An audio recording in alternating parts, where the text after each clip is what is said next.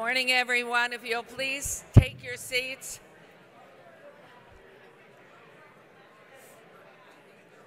I love mayors. You're so loquacious and talented, and we're always marketing.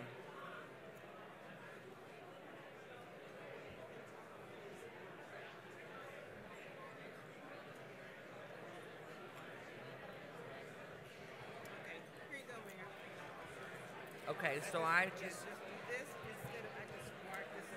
okay, go from this to the next page then. Oh, two pages. Okay. Thank you. Thank you.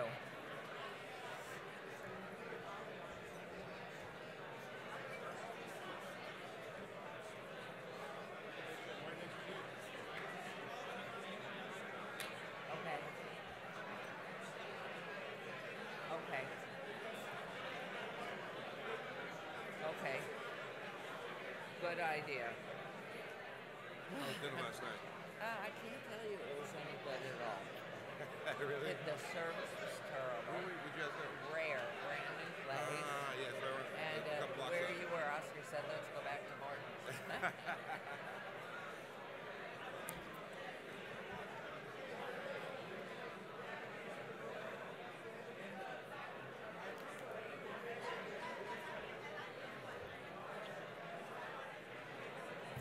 Good morning, everyone.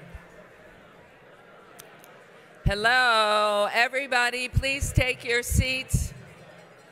Otherwise, you will not be out of here much before 6 tonight. So please take your seats if you would. We're so proud of Washington, D.C.'s weather and no snow today. So my husband and I, coming in from Las Vegas, were really pleased to see we didn't have to bring snow boots. So, and if you'll put your phones on silent or airplane mode, I'd appreciate it too. So good morning and thank you. My gosh, you are the boss. I know that. And welcome to the Mayors and Business Leaders Breakfast. I'm Mayor Carolyn G. Goodman of Las Vegas, and I am chairman of the Mayor's Business Council.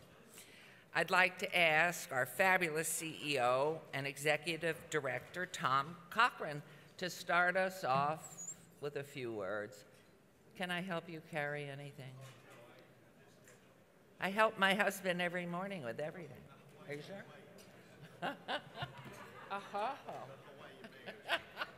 Counted me in. You want some cookies? Thank you, Hawaii. We have cookies, macadamia nuts. Just a brief and sincere recognition of a number of people who help us keep going here.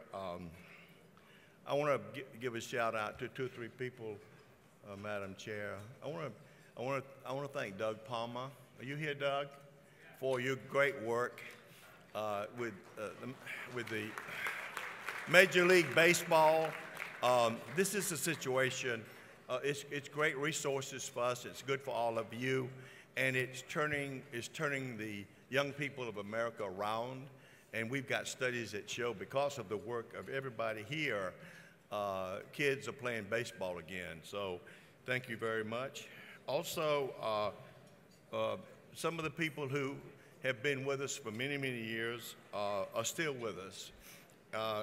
There are changes in the companies, but they're still with us, and that's Holly Davis. And Jacobs and CH2M have come together, and we're so pleased to have Bob Bragata here, and also Ms. Hannigan from Jacobs, and thank you so much. I would like to thank all of the members of the Business Council for all the good work that we've done this year. Specifically, Mayor, as you know, we've gone through incredible budget fight up on the Hill, and while we've had a lot of noise from above and around, if you look at the figures on our budget, we've had Republican leaders in the House and the Senate that have been very helpful. I would like also to welcome the new members who are listed on the screen and ask them to please stand. Thank you very much.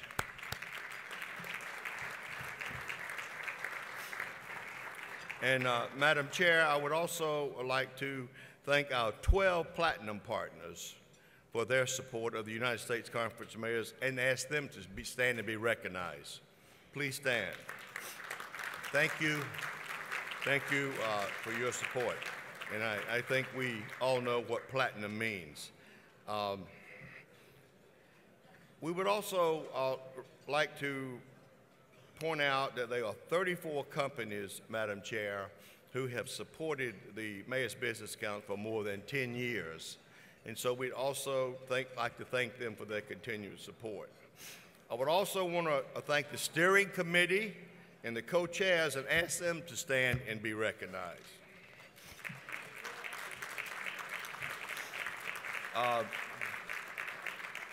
We're pleased that the best practice report showcasing your successful partnerships throughout America, that we're continuing that. And over the next couple of months, we'll be reaching out to you again to come up with the 2018 edition. We appreciate your support, and thank you, Madam Chair, for giving me the opportunity to rise and thank the Business Council members for supporting the United States Conference of Mayors. Thank you very much.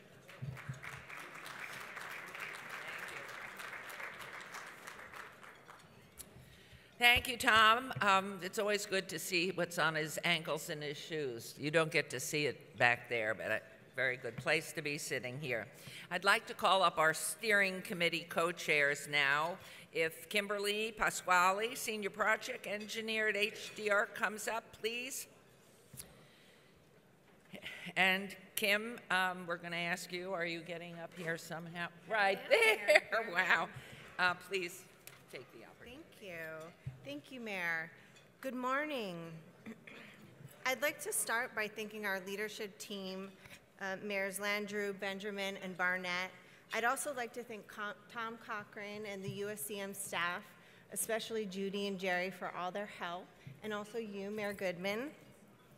I'd like to extend a warm welcome to our new co-chair, Miss Amy Curran of CGI. She's jumped right in and done a wonderful job already. And I would like to also acknowledge Jean Cantrell of Phillips, who was such a pleasure to serve with. I also need to mention another co-chair, my boss, Mr. David Cobb of HDR, and our HDR team that's here with us today.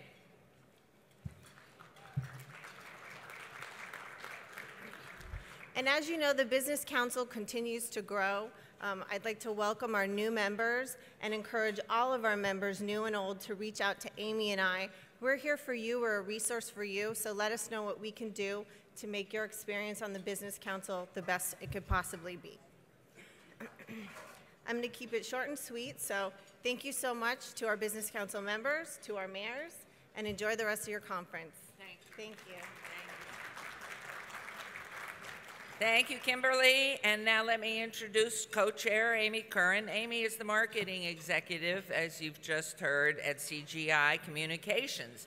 So a few remarks from you, please. Thank you. Today's red and black day, I guess. Good morning.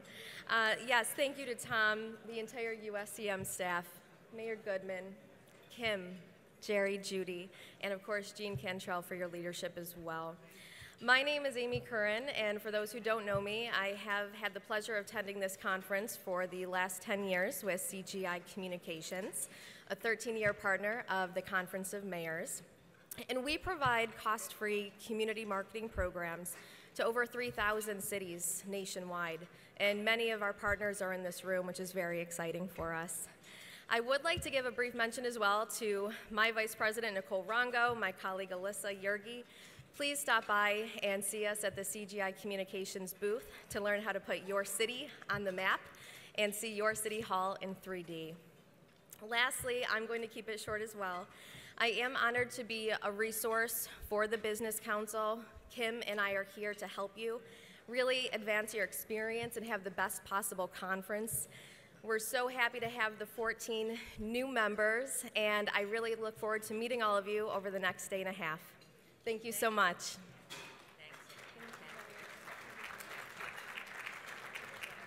Thanks, Amy and Kim, for your leadership in the Mayor's Business Council Steering Committee. We look forward to continuing on with you, along with the other steering committee members in the future.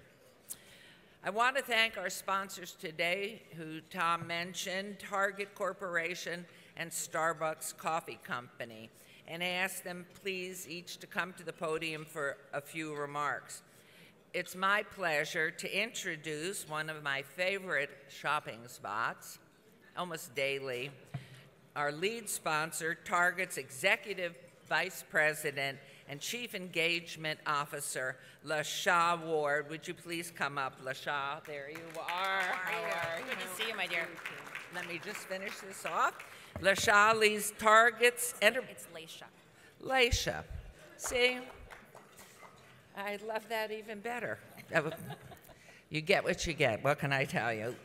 Laisha leads Target's enterprise-wide approach to actively engage and deepen relationships with external stakeholders to drive positive business and community impact. Laisha, go for it. Thank you. Thank you, my dear. Thank you, Mayor Goodman. And good morning, everyone. On behalf of everyone at Target, including the members of the team who are here with me this morning, I want to begin by thanking all of you for your commitment to public service. You know, it's an honor to be here with you, including our co-sponsor and long-standing partner, Starbucks. You know, more than half of our stores have a Starbucks, and we're really proud to partner with them to create more jobs and opportunities for youth. As you know, Target is headquartered in the Twin Cities, so I want to give a special shout out to our newly elected mayors, Mayor Jacob Fry of Minneapolis and Mayor Melvin Carter from St. Paul, who's with us here today. Hi, Melvin. And the other mayors from Minnesota. You know, Mayor Fry and Mayor Carter, in their first month on the job, will be hosting Super Bowl 52 between the Patriots and the Eagles. Now, while I'm disappointed that the Minnesota Vikings won't be in the Super Bowl after getting beat by the Philadelphia Eagles, we are very gracious hosts, and we know that all of our visitors and residents are going to have a fantastic experience. From New England to Philadelphia, Target's more than 1,800 stores span the country. We're a growth company, grounded in authentic partnerships and collaborations that are essential to our shared success. Because as my grandma would say, there are few things in life you do well by yourself. We don't have all the answers, nor do we pretend to, which is why we need each other. Wherever we are, Target is committed to the economic, social, and environmental well-being of the communities where we live and work. And we rallied our team around a common purpose, to help all families discover the joy of everyday life. One of the ways we're doing this is by investing in our communities, providing millions of charitable dollars to local nonprofits, along with the time and talent of our team members who volunteer to make a difference in their local communities. We know that a talented, diverse, and high-performing team will position us to win in this incredibly competitive environment. That's why I'm proud that last fall we raised our minimum wage to $11 an hour, and we're committed to getting to $15 an hour by the end of 2020 nationwide.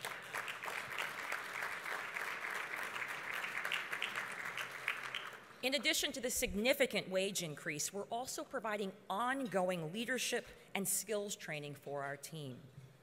Retail builds skills for a lifetime, and we proudly employ everyone from high school students and college students to senior citizens who want a flexible part-time schedule, as well as leaders who are looking for a career. I started out as an hourly part-time team member in one of our stores a very long time ago in Chicago. Which was very different, I might add, from where I grew up in rural Indiana. And today in my job, I travel around the country talking to elected officials, business and community leaders, and we build relationships that advance our community objectives as well as our business objectives. Now, I know all of you have certainly been reading about the challenges facing the retail industry, but Target reported stronger than expected November and December sales and had a really strong holiday season. In fact, we're bullish about our future. Last year, we announced a $7 billion investment to modernize and innovate every aspect of our store. That includes reimagining and remodeling more than 1,000 of our stores all across the country, and it includes launching over a dozen new own brands.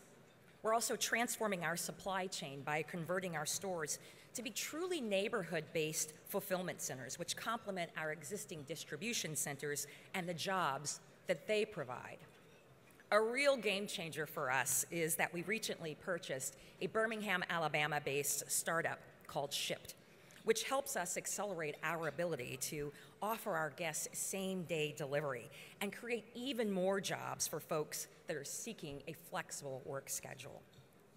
Another part of our growth strategy is our small format stores that allow us to serve dense urban and suburban neighborhoods that we really couldn't enter before because of the size of our traditional stores. We've opened them in places like Manhattan, Chicago, LA, and Philly, on college campuses like in Durham, Cincinnati, and Austin, and many, many others. And we'll have over 130 small format stores by the end of next year. And a great example of our small formats is a store that we just opened in the Bensonhurst neighborhood of Brooklyn. Our aim is really not to just build a store in a neighborhood, but to build a store with a neighborhood, right? There's a difference. We're focused on listening and learning and co-creating to better respond to the needs of local communities. Let's take a look. The Bensonhurst location is very diverse. 47% of the people who live in this borough speaks a language other than English at home. We are going into an area of Brooklyn where we know nothing about.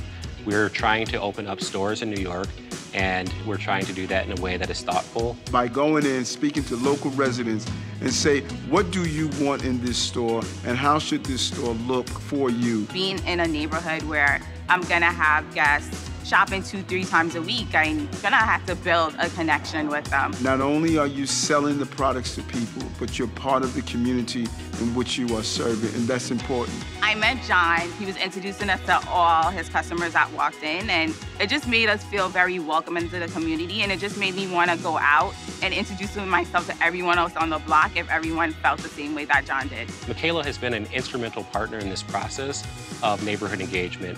It's not enough for us to have an approach that's defined by the headquarters team. We really wanted to invite the stores to participate, specifically for Bensonhurst. I knew I had to do a lot of volunteering events and just being neighborly to the people that live in this neighborhood, who work in this neighborhood, who goes to school in this neighborhood. I was able to reach out to community center. I did a back to school event, as well as we have a couple more events coming up this year. I'm looking forward to doing that as well. It's extremely exciting for our team to see this project come to fruition, so I'm really excited for October when we open this store. I'm excited. I am honored to be chosen to be the store team leader for the Bensonhurst Target. My background is I'm Jamaican. I wasn't born here. I'm an immigrant, and Bensonhurst is built up on a lot of immigrants, so I feel like we share some of the same values. This expansion is wonderful. The whole method of shaping the store to be reflective of the needs of the community, they just really have it on target. Thank you. Bensonhurst is a model that demonstrates the power of local partnerships and collaboration. Elected officials, business and community leaders, and the residents all coming together.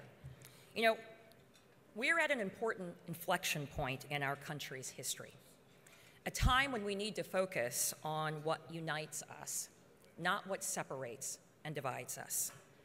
Mayors, we need you now more than ever. And I know you don't do it for the rewards or the accolades. You do it because it's the right thing to do. So I want to thank you for having courageous conversations, for listening to divergent points of view that lead to common ground and common sense solutions. Through partnerships and collaborations, I know we can move local communities and indeed our countries forward by creating inclusive and equitable opportunities for all Americans. You know, I attended Head Start, which is an early childhood program for low-income kids. My family was poor. I went on to become the first in my family to get into and through college. So on behalf of my company Target, on behalf of your constituents, especially those who often do not have a voice, thank you for fighting the good fight, and thank you for your service. God bless.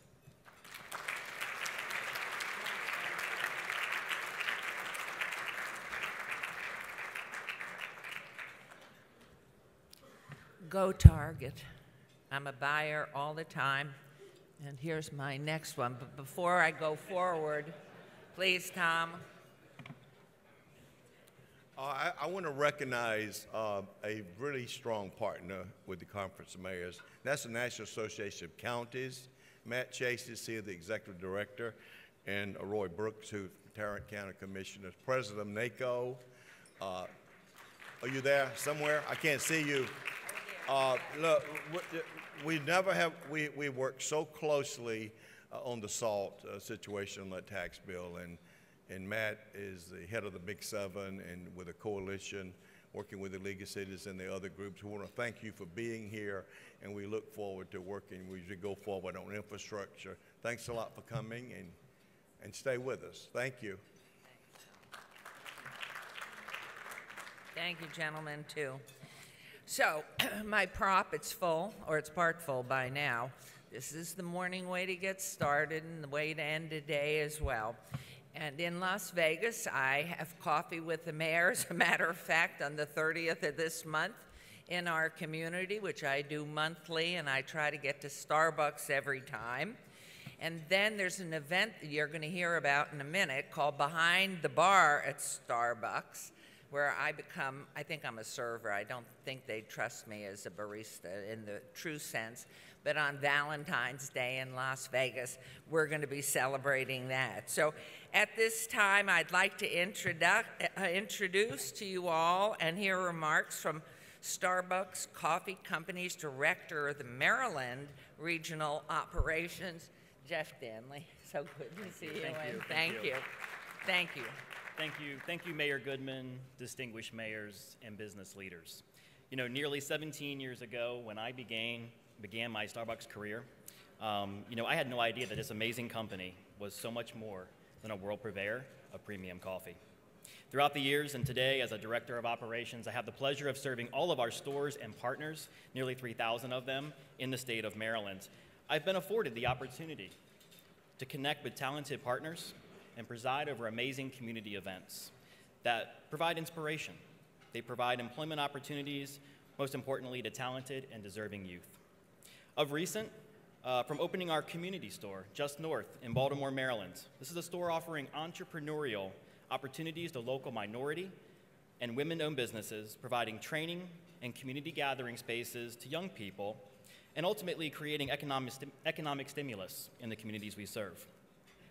As well, to this past summer's 100,000 opportunities hiring fair and forum right here in Washington, D.C., where we provided over 1,000 on-the-spot job offers in one day. Not to mention our recent collaboration with LinkedIn and national mentoring partnerships, presenting Mentor Mondays in 15 cities across the United States, all this week. As our executive chairman, Howard Schultz, often states, don't be a bystander and take it personally. And in the spirit, I couldn't be prouder of this week's announcements made that Starbucks would be enhancing its already unrivaled benefits to both full and part-time employees, in addition to comprehensive health insurance, profit sharing through stock, as well as the Starbucks College Achievement Plan, which many of you have likely heard about. Later this year, we're going to be providing a second wave of wage increases, additional RSU stock grants, a new partner and family sick time benefit to all partners, as well as expanding upon our parental leave policies. Together with the incredible opportunities created each and every day, I truly am blessed to work for this great company. In closing, I want to thank all of the mayors for your leadership and support, and I invite each of you to join us here at Starbucks by, as you've heard already, participating in Behind the Bar It's an opportunity to don a green apron, learn about coffee, and be a barista, but just for 1 hour. Just as Mayor Goodman will soon learn on Valentine's Day, you too will be able to prepare a double tall, half-calf, non-fat, extra hot with whip, light foam latte. Thank you.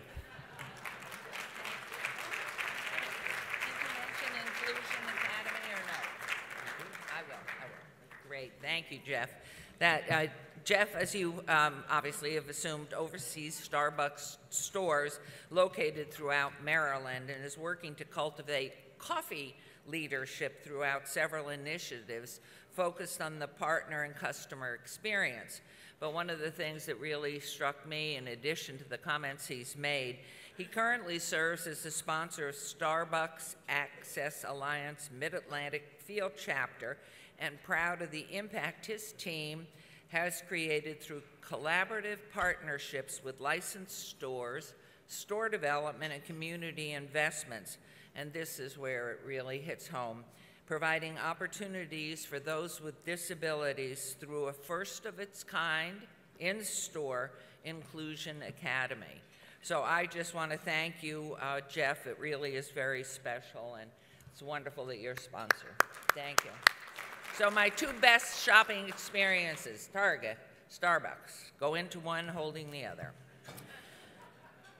So I've been permitted an opportunity to talk to you all about the very difficult time that we in Las Vegas suffered on 1 October. This type of act and what occurred for us has a little background. But I want you all to know it's like putting your fingers in a dam that's leaking in a hole, and you put your finger in, and so the pressure of the water pops out somewhere else. You have no idea where. It's worse than looking for a needle in a haystack. Back in 1999, my husband was elected mayor for his 12-year term. And after 9/11, the government created the Federal Emergency Management Act, which provided training for cities and leaders on what do you do in case of a natural, terrorist, or man-made disaster. So off he comes to Maryland in the summer, right after he took office, in the wonderful heat with all the mosquitoes and everything, and he goes to Emmitsburg. He comes back 5 days later. He said, I can't tell you, Carolyn, how disgusting the environment was, but I'm a changed man. It was so full of impact for me on what to do in the case of a catastrophe.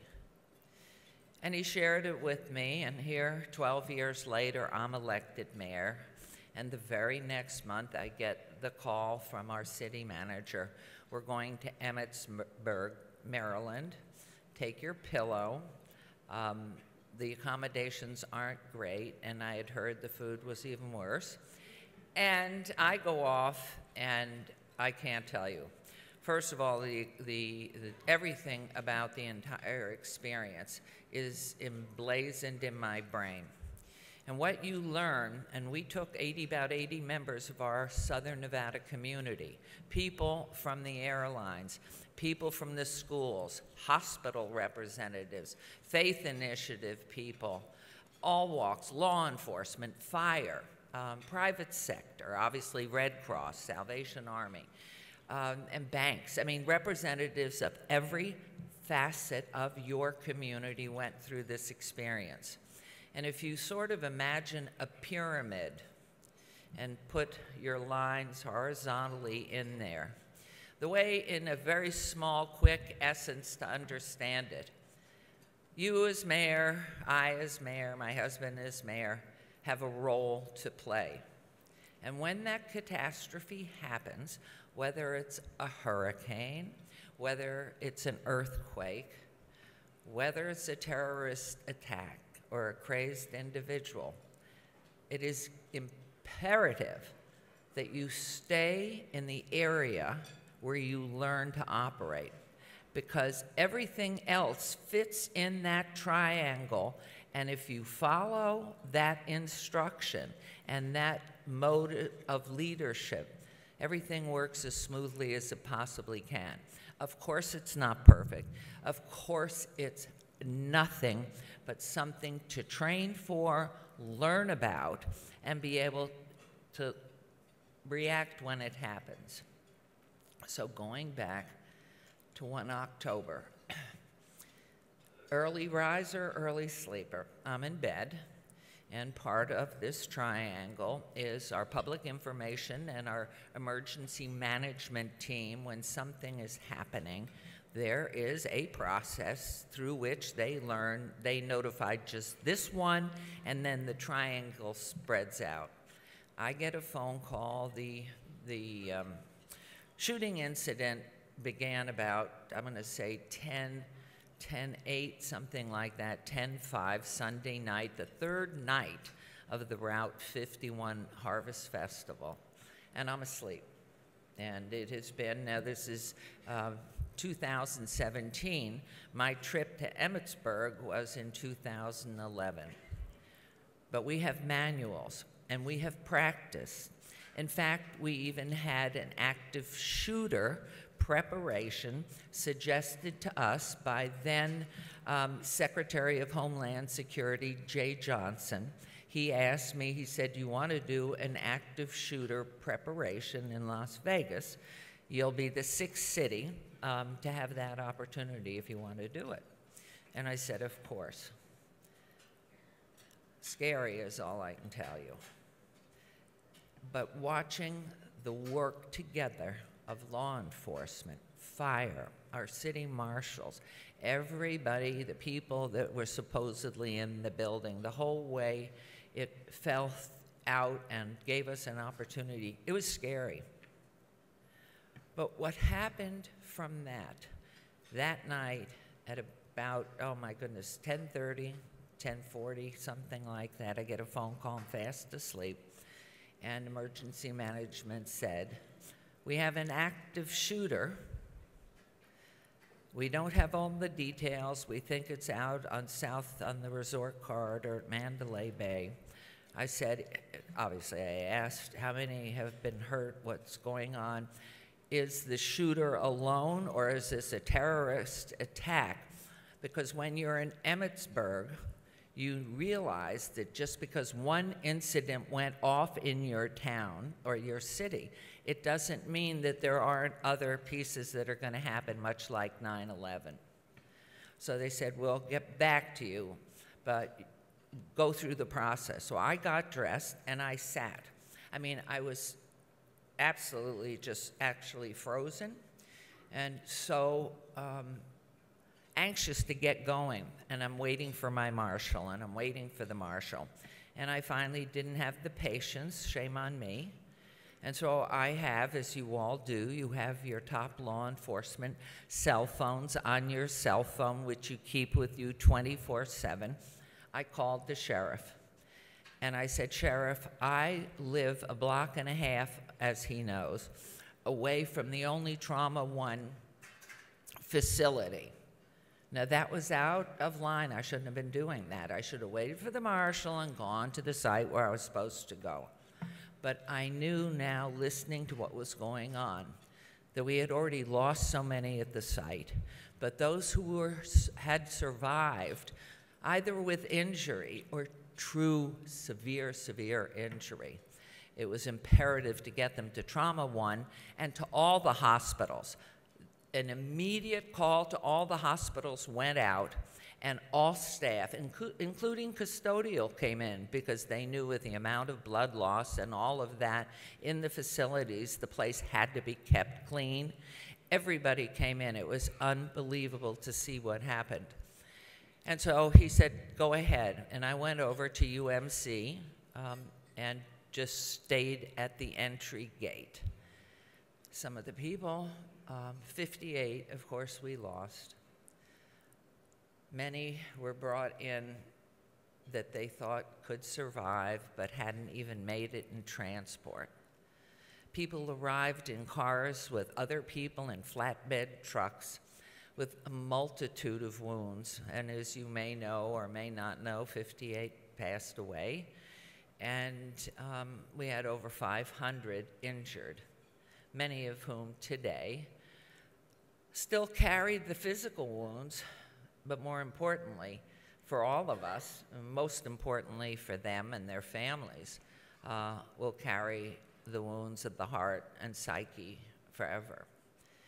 And from that point, and I do have some prepared remarks, which I'm just going to read them to you, but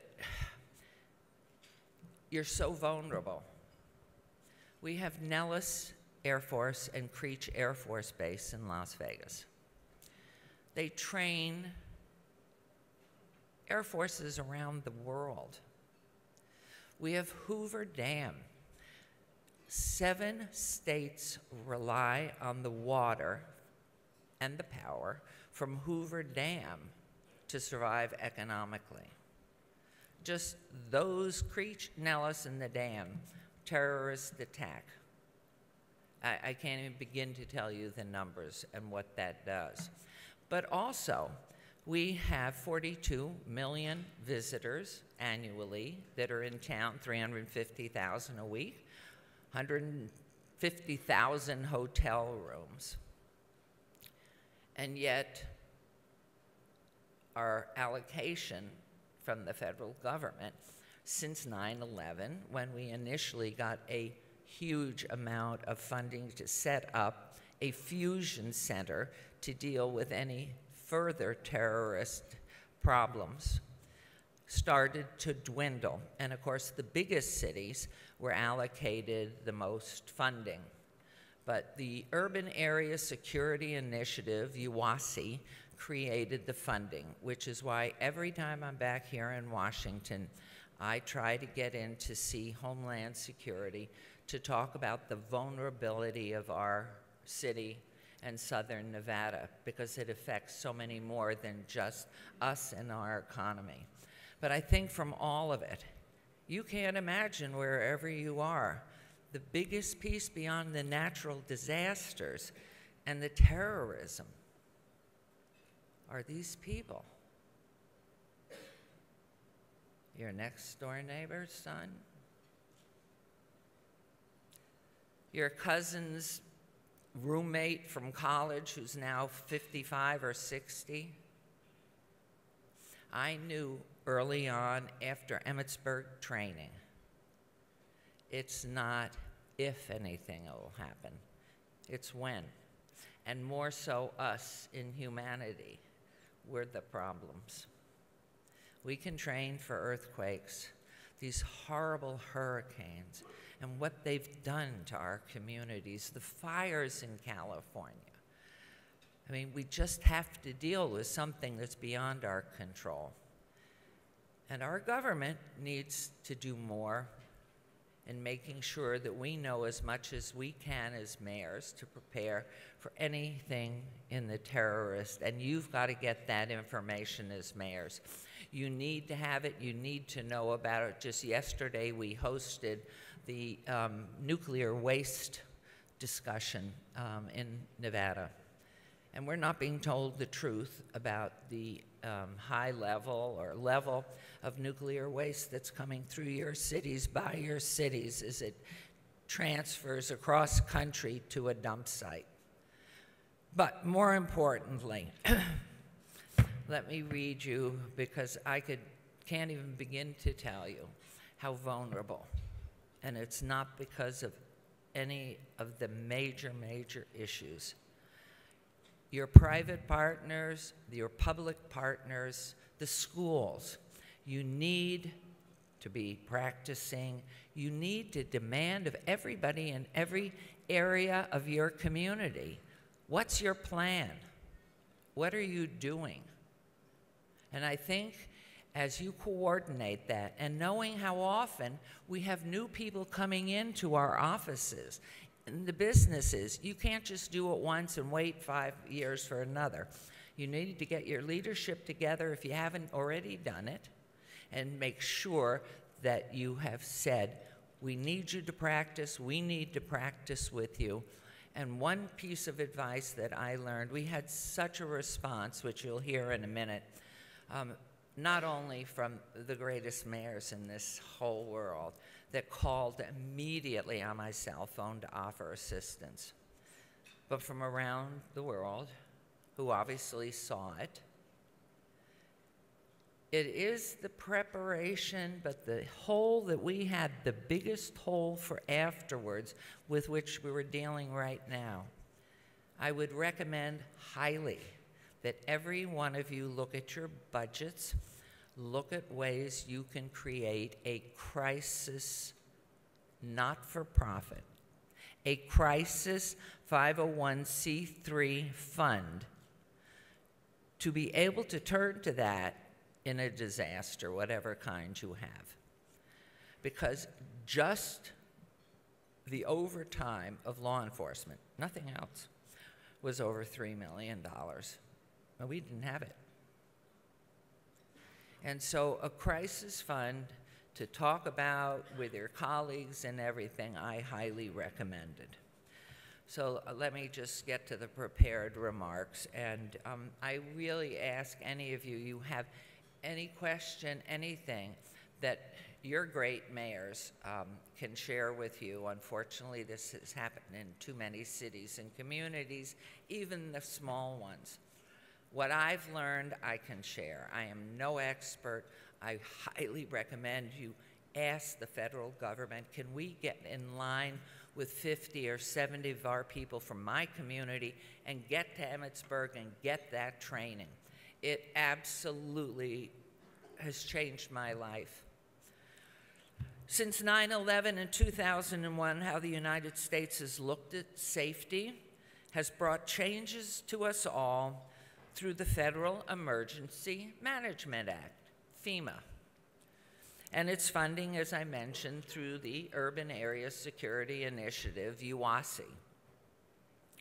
Because two of the perpetrators on 9/11 spent some days in Las Vegas prior to their strikes, our city was put on the Homeland Security and UASI maps and preparedness assistance for natural disasters, terrorist attack, and man-made catastrophes.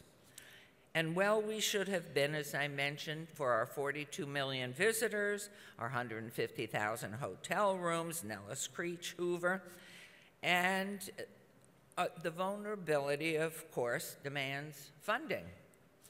But who could have imagined the horror of 1 October, a date that will forever strike a chord of deepest pain and sorrowful reflection for all of us who visit or love Las Vegas and live there. A date that, for all the wrong reasons and all the wrong ways, put us on the world stage. But 1 October also proved to have brought out a positive in us. What it said, and I hear in my left ear Lachey's comment at Target, it bonded our community into its resiliency and embracing a purposeful family. We are as diverse as any huge city, municipality in the world. And it brought out a clear and deep bonding of all of us, of proud peoples who will not be defined by the horror and senseless act and insanity of the very worst of mankind. Las Vegas will not be defined by the hatred, anger, bigotry, and fear that is so pervasive today around our country and around the world. And nor shall we be deterred from living full and meaningful lives dedicated to building a stronger community that focuses on purposeful and shared beliefs in the good of humanity. A belief in who and what Las Vegas or the United States are, and what both must aspire to be. Today and all days since October 1st, We pain for those 58 who didn't have a chance to have another day. We pain for their families and multitudes of friends who will never be the same without them. And we pain for so many still fighting to regain good health and some normalcy in their lives. But we will focus on our own purposeful and shared belief in the common good. And what was remarkable, when we had our first press conference, and of course our sheriff led on that because of the interest of the media in the perpetrator was even stronger, which was sickening to me, than in the people we lost. But what came out of all of it, we did find a spirit of a shared belief in that good humanity. And people, and I had asked when I had the microphone that very first evening or morning, I can't differentiate for about 48 hours. I said, please give blood. And the blood banks and the hospitals called me within 10 hours and said, don't say that anymore. We don't have the technicians. We don't have the equipment.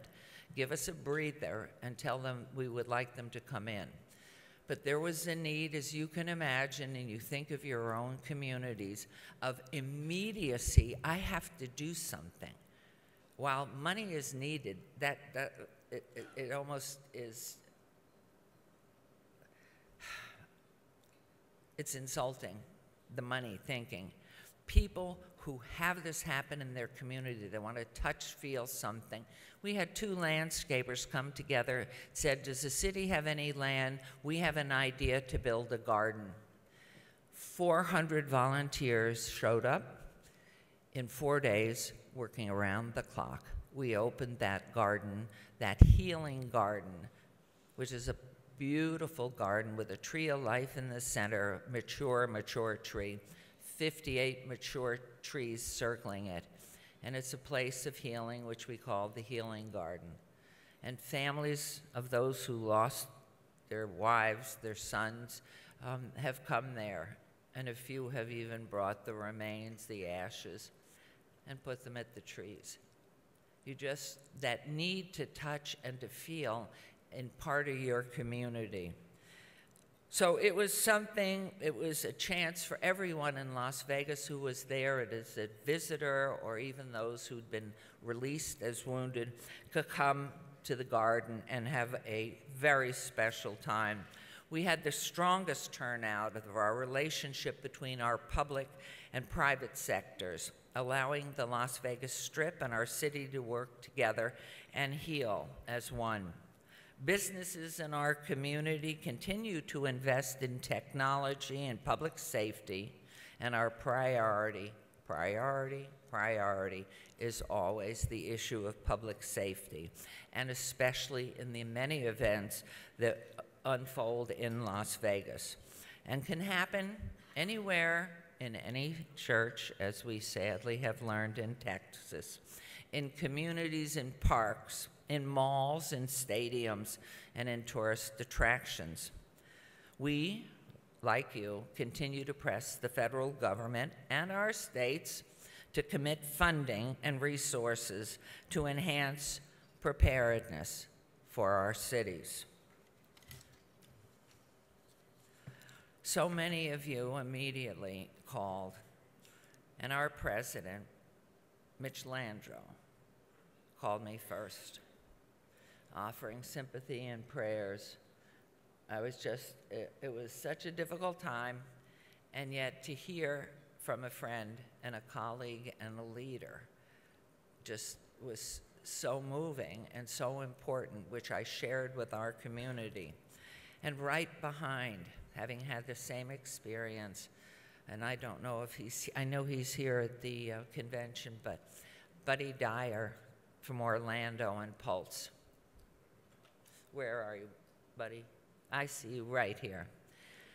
His phone call, I mean, having been sadly down that block, again, a single, sick, taking out people that just that is the hardest thing to even think of. Marty Walsh, I don't know if Marty's here, of Boston, and the Boston Marathon. And he was the one that said to me, one of the most challenging pieces for us was this one, and this one. And do you have funding set aside? And I said, no. And he said, I said, how much money was raised for the survivors, the counseling, all the treatment? And I think Marty had said, and don't quite quote this, but I think he said $68 million had come in at that point. And I said, we've lost 58 people, we have 500 wounded. He said, 68 million won't come near what you're gonna need. And then, of course, Governor Malloy of Connecticut and Sandy Hook. Another phone call. Terry Davis of Mayor Terry Davis of San Bernardino, and so many more. And governments from around the country and around the world. So where I went and sat for 48 hours, which is all part of that blur, we have a satellite on our new city hall, and so I didn't have to go anywhere else, but could go back and forth to the trauma unit and the hospitals, but talk to those media calls that were coming in. And from the very first, I said, don't ask me about that inhuman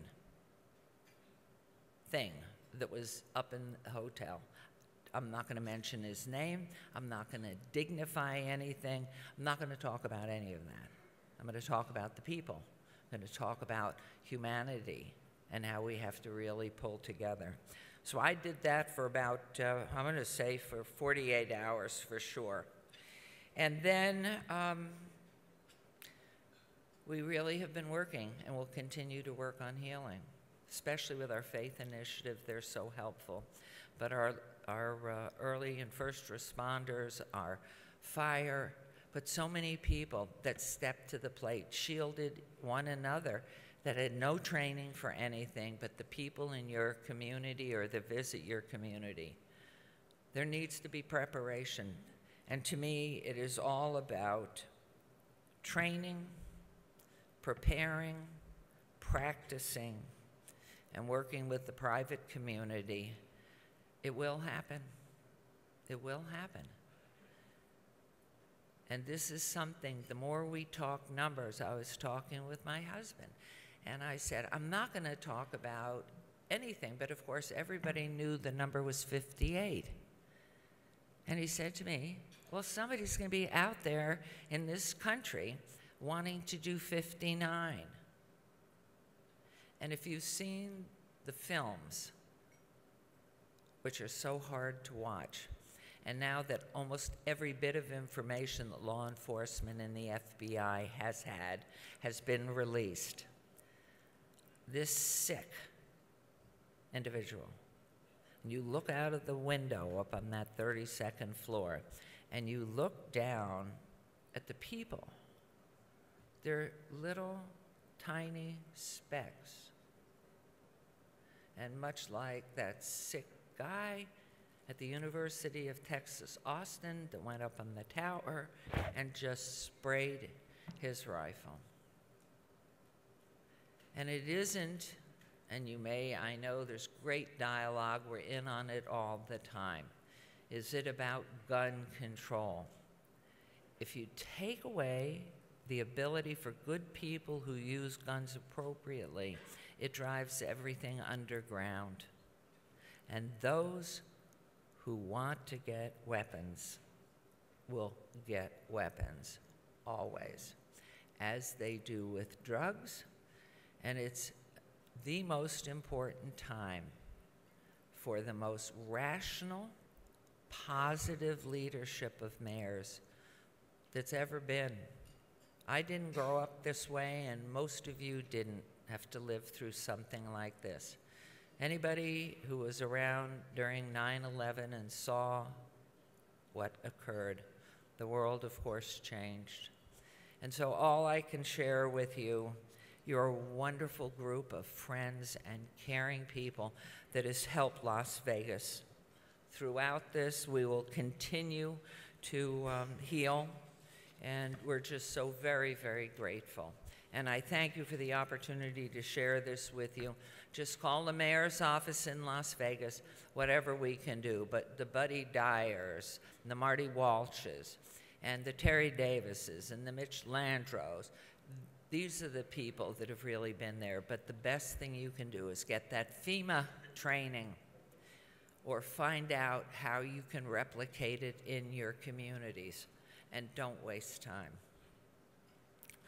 So, thank you, thank you, thank you, thank you, thank you.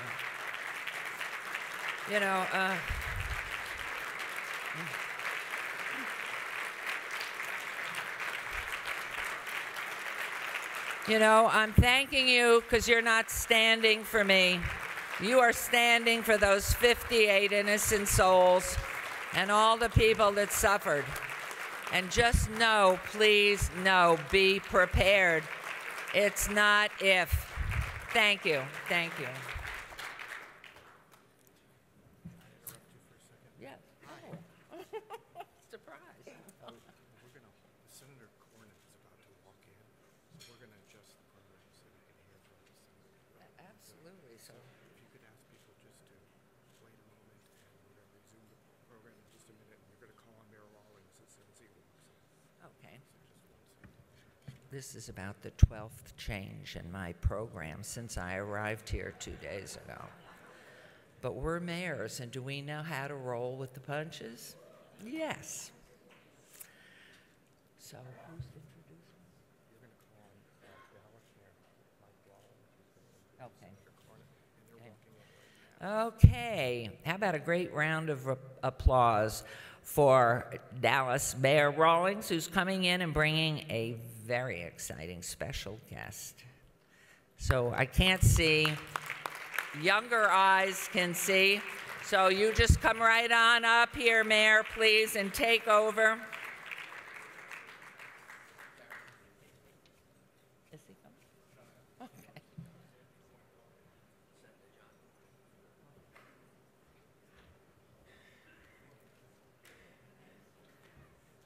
Thank you. Thank you. Mayor, good to see you.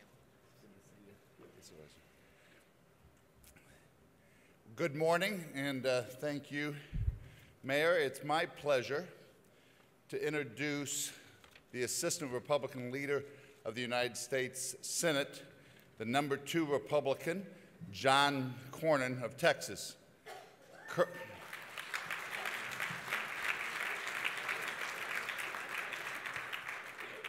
Currently serving in his 3rd term, Senator Cornyn has been a friend to American mayors and their cities.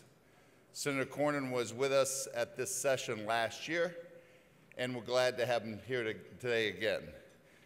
Furthermore, Mitch and I got to meet with Cornyn about what is happening in American cities, and we appreciate his listening and talking to us.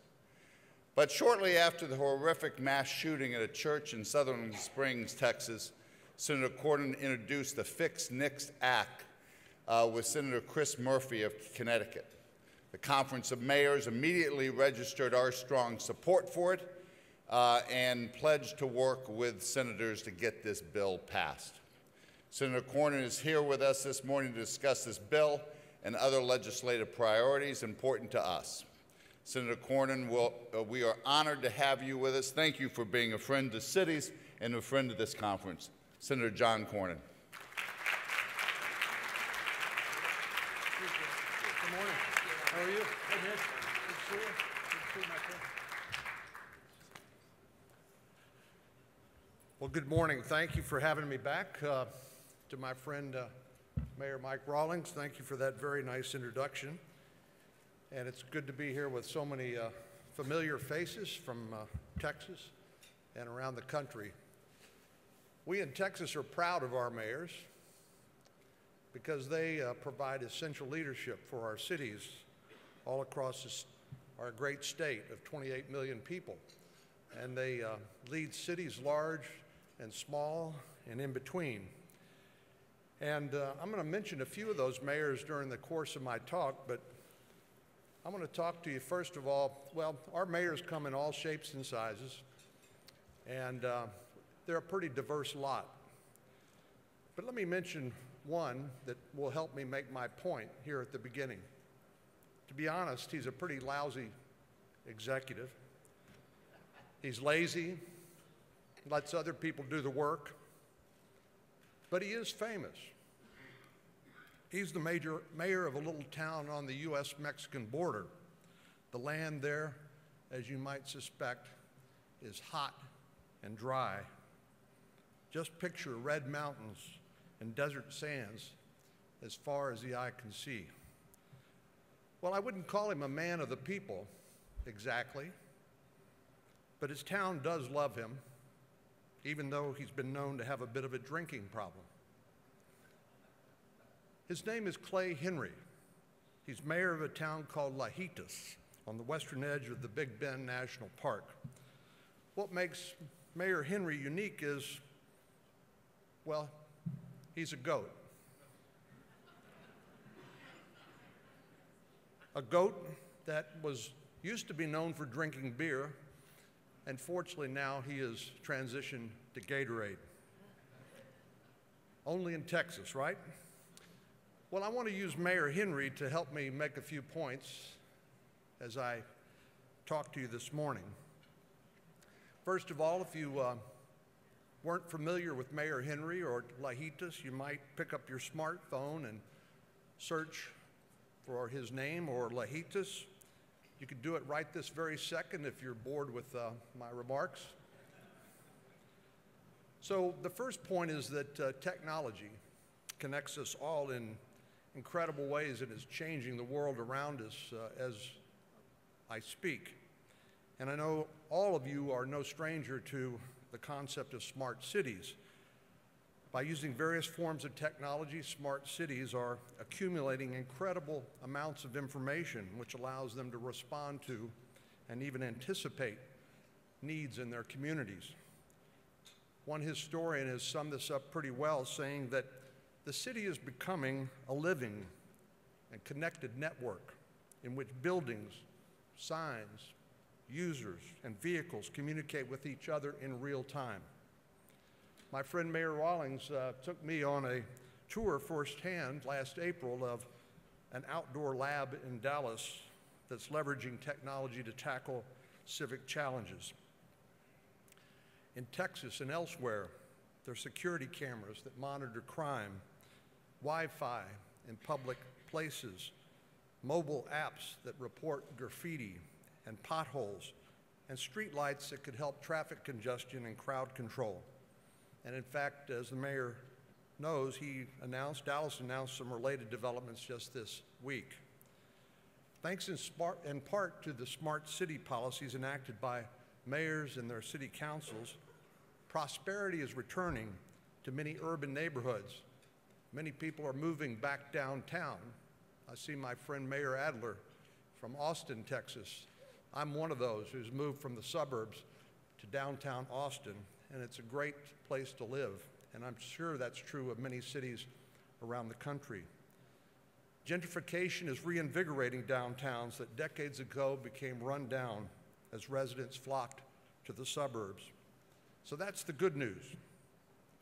But technology is not the only force that's transforming cities these days. Let me return to our friend Mayor Henry for a moment for some bad news. One thing you've probably gathered about his town is it's pretty small. In fact, in 2000, the population of Lajitas was only 75 people.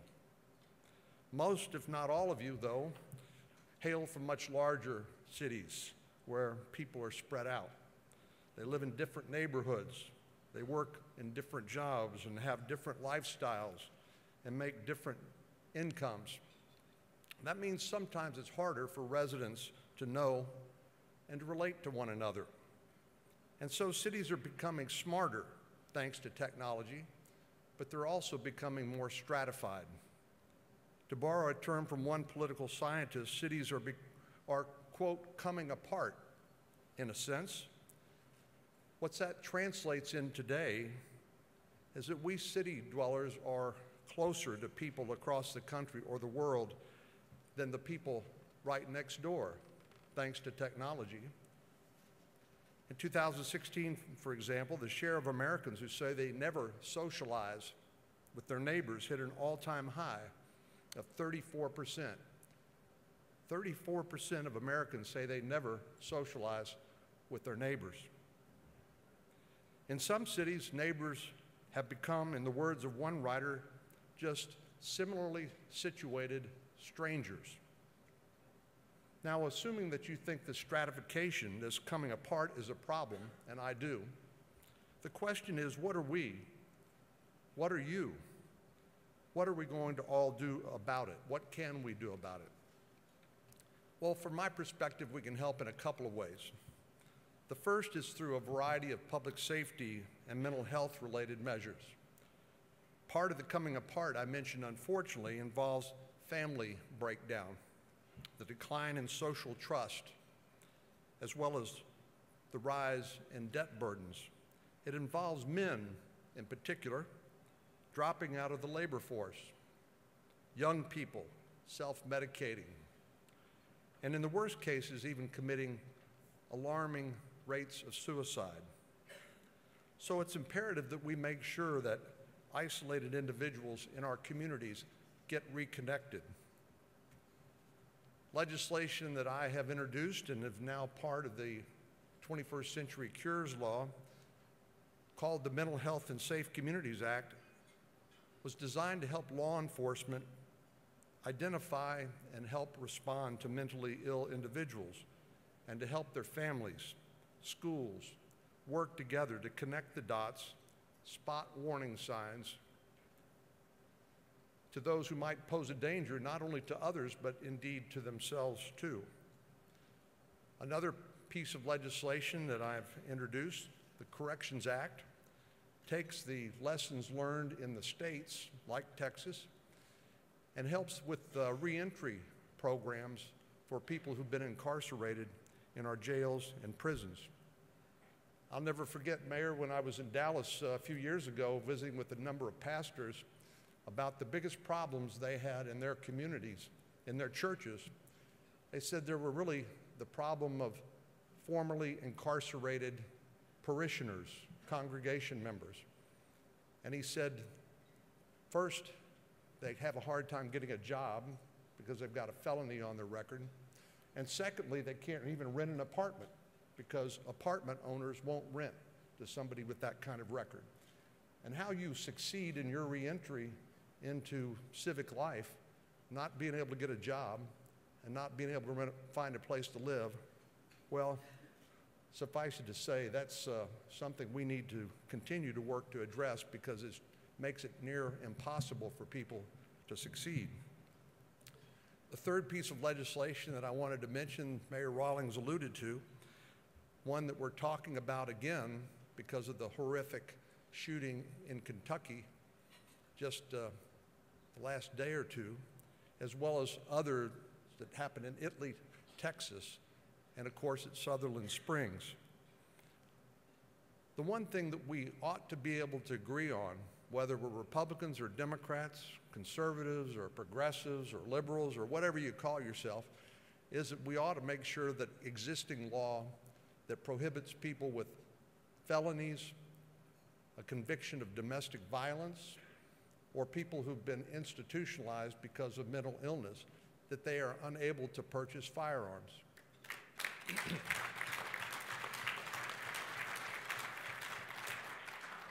It is shocking to me as a hunter, somebody who loves the outdoors and owns guns, and of course I'm from Texas, so you know what I think about the Second Amendment, that anybody would be opposed to such common sense approach. Unfortunately, for the 26 people who were killed in Sutherland Springs, or the 20 who were killed and the 26 more who were wounded, the Air Force failed to upload the background information that would have disqualified the shooter there and prevented him from lying as he purchased the firearms that he used to commit that terrible tragedy on that day. But what's notable about each of those pieces of legislation I've mentioned is that they don't represent exclusively federal solutions. They implicate all of us. They recognize that county and local governments play a critical role, as does Washington, in preventing crime, assisting the mentally ill, and reintegrating criminal offenders back into our society. The second way we might be able to address the coming apart problem in our cities is through targeted infrastructure projects. Again, I'll brag on the great city of Dallas, who's put a park on the top of a prominent overpass that now bridges communities there and have connected neighborhoods and people across large distances. And here at the federal level, we're beginning our work on infrastructure in the Senate right now.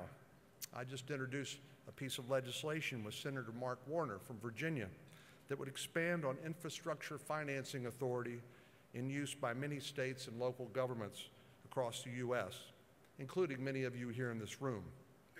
This legislation, called the BUILD Act, would raise the caps on a specific type of bonding called private activity bonds, which assist in infrastructure construction. And in the near future, I plan to introduce other infrastructure initiatives to complement the BUILD Act. Now, I'm the first to admit that the policy reforms involving criminal justice, mental health, and infrastructure represent just a few pieces of a complicated puzzle. So I want to end on what I think is perhaps the best way to strengthen our cities today, and that's through strong leadership, plain and simple. I have to tell you how proud I am of our mayors in Texas, particularly those like Sylvester Turner and others in smaller cities through the Hurricane Harvey disaster. You know, the first thing they did was not look to Washington and say, help us. They helped themselves.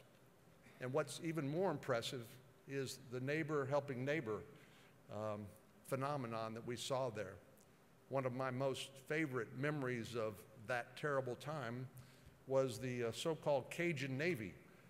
Folks from Louisiana, Mayor, who came on their bass fishing boats and plucked people off the top of their houses along with their pets and took them to safety. Well, there are other lesser-known leaders than Mayor Turner, who obviously is mayor of one of the largest cities in the United States. People like Derek Ford Freeman, mayor of Port Arthur. Mayor Freeman stayed put even when his family had to evacuate when the water flooded his home. He stayed put because he felt his highest obligation was to his community, and there was a lot of work that needed to be done. Restoring trash pickup, reopening schools, and finding homes for families. And then I saw my friend Mayor Becky Ames from Beaumont as I came in. She's another great example. After her city was inundated with more than 4 feet of rain from Hurricane Harvey, she successfully fought to restore drinking water, one of the most basic services, to a system taken offline by the hurricane. And despite the tremendous hardships that she and others in the city of Beaumont experienced, she had the optimism and will to press on. She looked around the city still reeling and said, "We had a downpour, but now we have an outpouring of support." That's the kind of leadership that makes me proud. Well, stories like this, I'm sure, could be replicated all across our great country by each of you here in this room, but they remind us of the essential role that mayors play in holding and keeping our communities together. So as our cities get smarter through new forms of technology and innovation, I urge all of you to make sure that they're stronger too. In a hyper-partisan environment, perhaps exemplified at its worst sometimes here in Washington, D.C., I ask for your help to work with those of us who want to make sure our social bonds remain thick and that people stay connected and more tightly knit than ever before. After all, none of us live just anywhere. Like Mayor Clay Henry, in Lajitas. We're all from somewhere. We're all part of a herd, so to speak, and that's where our loyalties should lie. So thank you for having me back this morning. I hope you have a great meeting here in Washington, D.C. And I know Mayor Rawlings and Mayor Turner and all of our great Texas mayors know this already, but my door is always open to you and look forward to helping you in any way I possibly can. Thank you, and God bless you.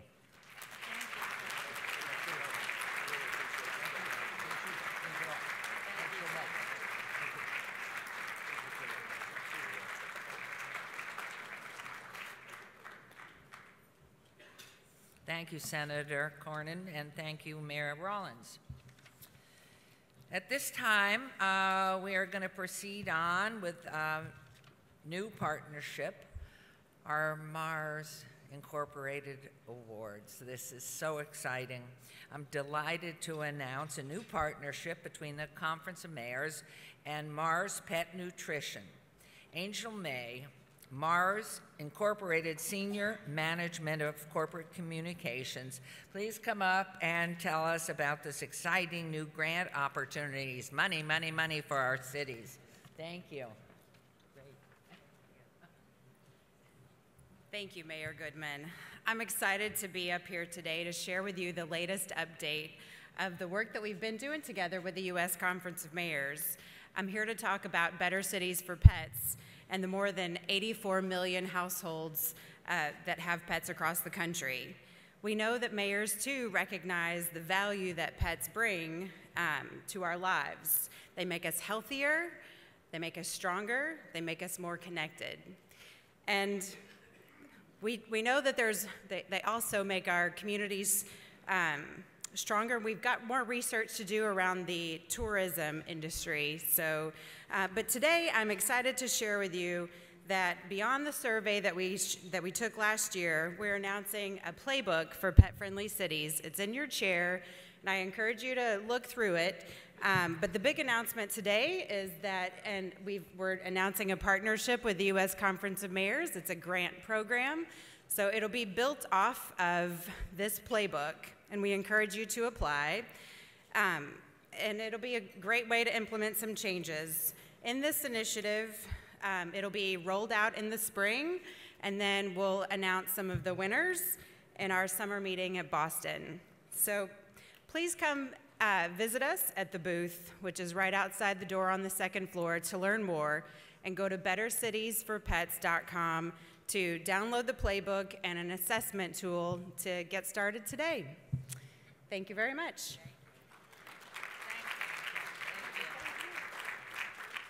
Thank you. Oh, I can't wait to get on that one. Thank you so much, Angel and Mars. We're just thrilled to this. So an exciting time for us now, our DollarWise Awards announcement. It's my honor to announce this year's award winners for our Mayor's National DollarWise campaign. And I'd like to thank the hundreds of mayors across the country who support DollarWise and promote financial literacy in our cities. There are two upcoming DollarWise programs you won't want to miss. First, April is DollarWise Month. So any proclamations you're doing, remember that. April is DollarWise Month. Starting now, DollarWise wants you to promote free tax assistance programs throughout your cities and hold a special event by April 17th when our wonderful taxes are due. Second, we encourage you to register for the 7th annual DollarWise Summer Youth Contest, where youth win prizes for completing an online financial education curriculum from bettermoneyhabits.com. Youth may receive certification by completing the DollarWise course. So please sign up for these two dynamic programs at the DollarWise booth out in the lobby. You'll be so glad that you did. And now on to our awards. This year, DollarWise awarded Innovation in Summer Youth Grants to 5 cities, bringing our total to 69. Each of our winning cities this year will receive a DollarWise grant of $10,000, made possible by DollarWise founding sponsor, Bank of America. I'd like to invite all of the mayors receiving a 2018 Dollar Wise Award to join me on stage as I feel you're coming to accept your awards and to say a few words individually, if you will. And joining us is Steve Fitzgerald of Bank of America Charitable Foundation. Steve, where are you? Okay, so why are you so far away? Come on over here. You're our bank. We bank with you. So that's why you're a very powerful bank. Good bank, longtime customers we are.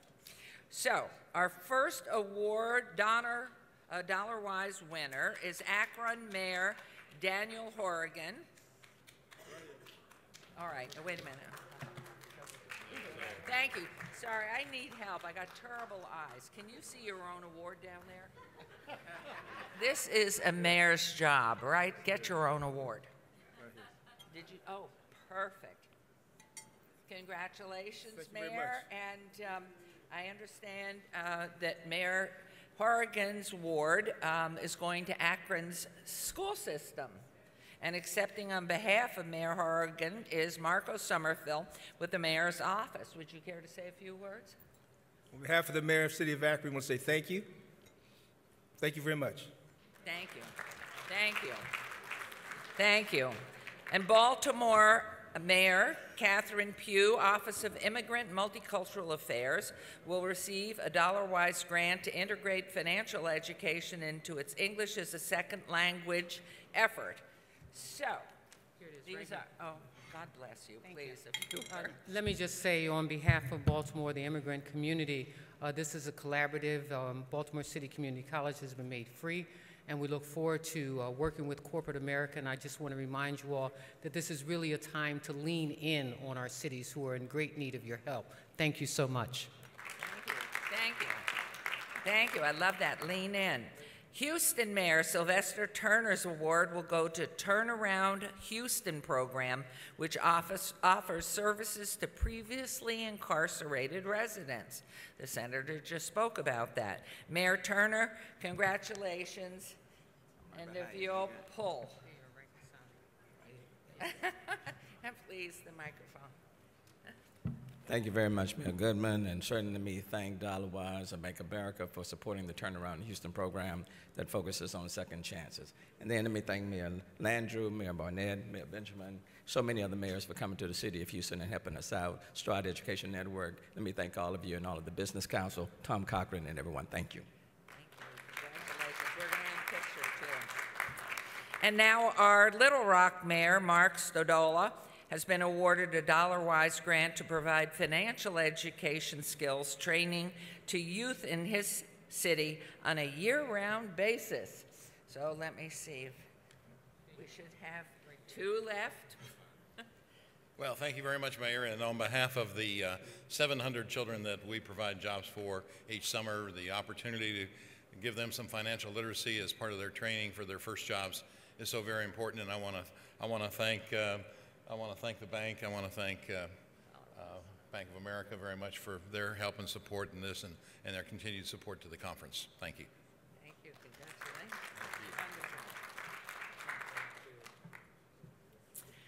My partner, where are you?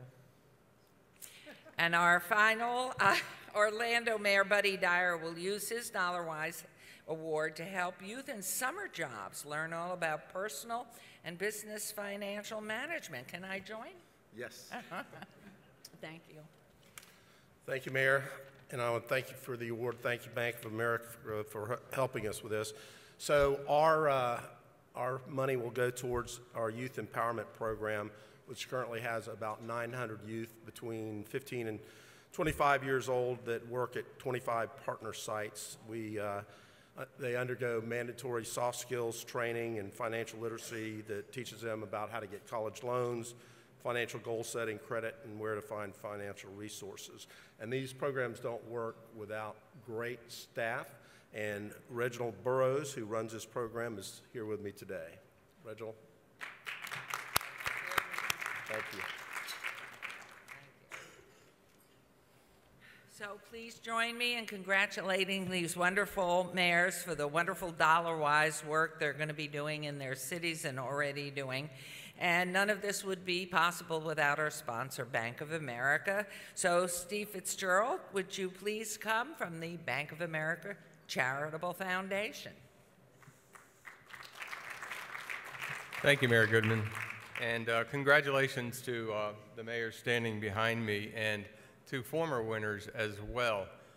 It is really truly terrific that Bank of America can enjoy such a wonderful partnership for over a decade with the U.S. Conference of Mayors in the delivery of DollarWise. And as you know, really when we can provide the critical education and tools that help people really chart better financial futures, we have stronger communities, stronger economy. And so this has now reached nearly 70 cities, as you heard, and we really look forward to continuing this partnership, following the great work of those that have received the DollarWise Awards behind me's progress this summer and throughout the year. But more importantly, we hope all of you will take advantage of the DollarWise program and the different summer youth and innovation grants opportunities, because they truly are changing lives for individuals as they are looking for that first job, looking for the dream of home ownership, and succeeding in managing their financial futures. That cannot be done without the great partnership that all of you deliver each and every day. So thank you again, and we look forward to following the success. Thank you. Okay, I don't know, how do you want to do the picture? Just right over here? Could you all move to the right? We'll get our picture and congratulations. Thank you. Thank you so much. Thank you.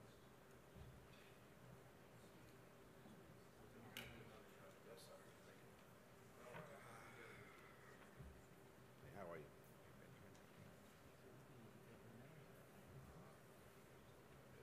Such a thin man.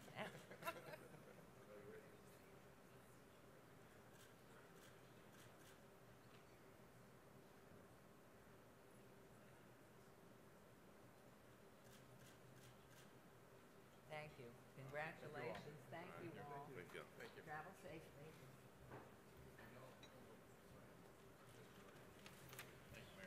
Thank you.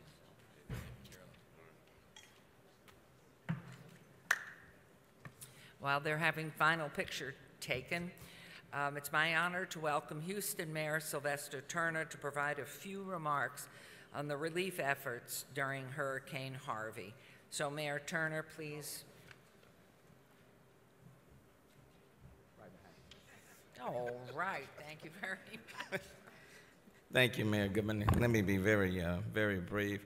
As I indicated earlier, I certainly want to thank Mayor Landrieu, Mayor Benjamin, Mayor Baudet for coming to Houston right when we needed them, and so appreciate that. I want to thank all of the Texas cities, San Antonio, Austin, Dallas, Fort Worth for their help. Certainly I want to give a special shout out to Mayor Walsh from Boston for sending more than 9 trucks down to the city of Houston. Tom Cochran, I want to thank the Business Council for their support. Walmart stepped up, and Major League Baseball, Stride Education Network, Carol D'Amico, Stephanie Newell-Page for the $1 million contribution that they made to the local relief fund. And then Philip Lighting, Amazon, Walgreens, Wells Fargo, Comcast, and Simeon.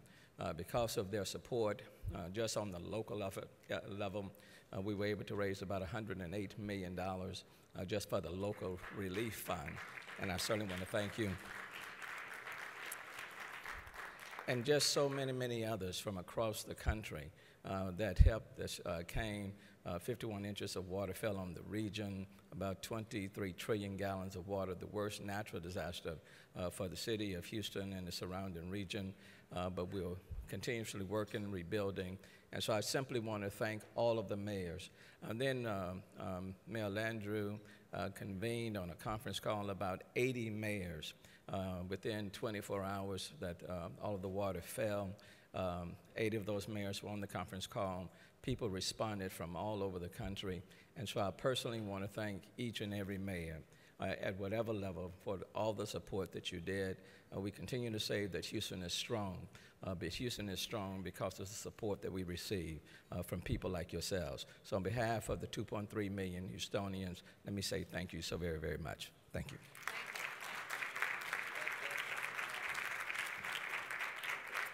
And with that, ladies and gentlemen, thank you so much. This Business Council session is finished, and we adjourn.